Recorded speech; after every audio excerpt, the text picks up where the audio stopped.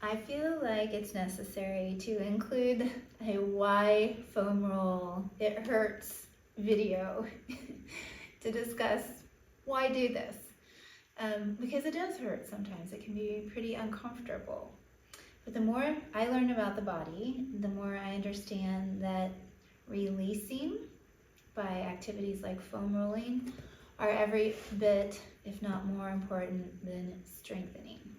So let me give you a little demonstration, and hopefully this will help you kind of wrap your mind around it and help reinforce the need and convince you to do some of those foam rolling exercises. Okay, so our body is based on what we call force couples. So we're designed that we have muscles in the front and the back, or the right and the left, or the top and the bottom, pulling in directions. Okay, so for example, your quads and your hamstrings. One pulls to the front, one to the back, right? So if I am thinking about that and using this little visual here, the muscles are kind of like rubber bands, right? They're kind of pulling. And I've got one pulling one direction and one pulling the other. And if they're pulling equally, then we have what we would call like a balanced, and there's a word called tensegrity. So the pull is what we call like tension in the body and equal pull.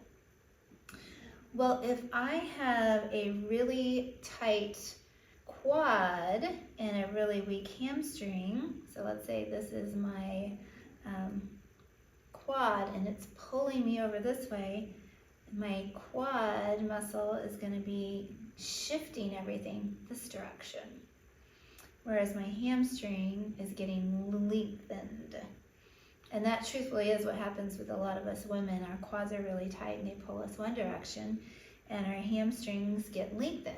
And when that happens, the bone structure actually changes. So our pelvis begins to go into an anterior tip. So our pelvis tips this way, okay? So that's one of the reasons that we need to have this foam rolling, so that we can release these tight muscles, and on the other hand, we would strengthen these weaker muscles. Okay, so I hope that gives you just a little bit. The other thing to think about when it comes to foam rolling is it's about the bones, the fascia, the muscles, and the neurological system.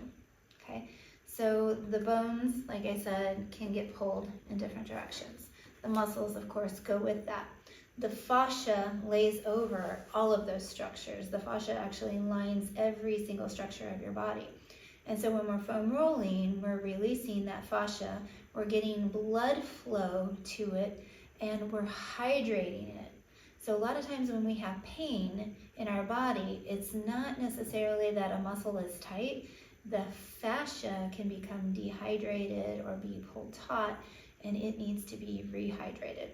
So just gentle pressure can help increase that fluid exchange into the fascia. Now, why does it hurt so bad? Well, our fascia has 10 times more nerve endings in it than other systems. The only other, so our muscles in particular, the only other system in the body that has more nerve endings in it is our skin. So it makes sense that when you get on the foam roller, you're going to feel a lot more because there's more nerve endings there. There's more nerves sending messages back to your brain. But when we foam roll, we can also kind of tampen down some of that neurological system, and that again helps release some of that pain. So I hope putting all of these pieces together helps explain why foam rolling. The only other thing that I want to add to that is that a lot of times when we foam roll, we're used to like those big styrofoam foam rollers, and those are actually what I have at the studio.